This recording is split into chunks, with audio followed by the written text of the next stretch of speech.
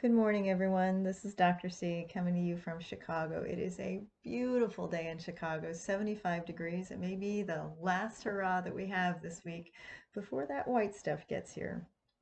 I'm about to take the stage for another TV interview, and I thought I'd spend a little time with you to be able to look at what's on everyone's minds this week. And what seems to be on everyone's mind is the ability of authenticness, the ability to trust somebody.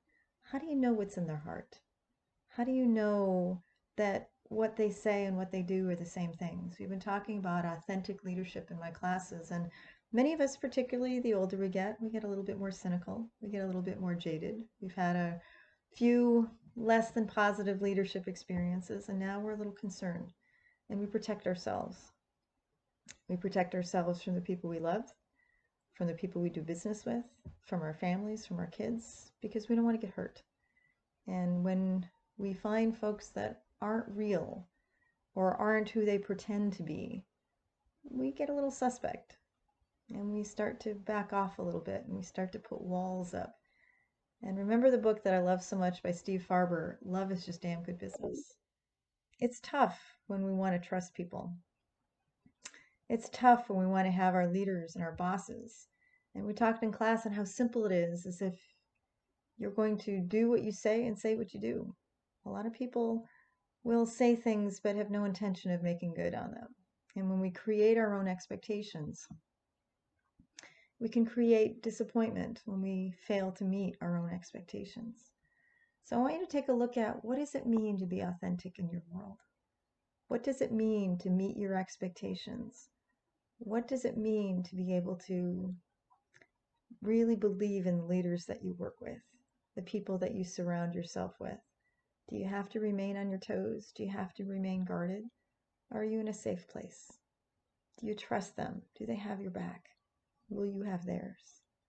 Trust is a very easy, simple thing to do, but once we screw it up, very difficult to get it back. So I want you to think about this, because we often look at the idea of trust in our personal lives. Our spouses, our boyfriends, the people that we're connected with. But we have to look at opening our hearts to trust them, even when they might not trust themselves, and to hold that safe space for them. I just had an encounter with one of my students who took him a little while to recognize that we need to look at our reactions. We need to be able to watch our initial defensiveness and to be able to control how we show up in the world. We can choose to give people the benefit of the doubt the first time. We can choose to offer them an opportunity to correct the situation if there's something that happened that either didn't expect or was beyond something that would have happened differently. The how is very important. The what's often easier. So think about how you show up today, because those are the choices that we make.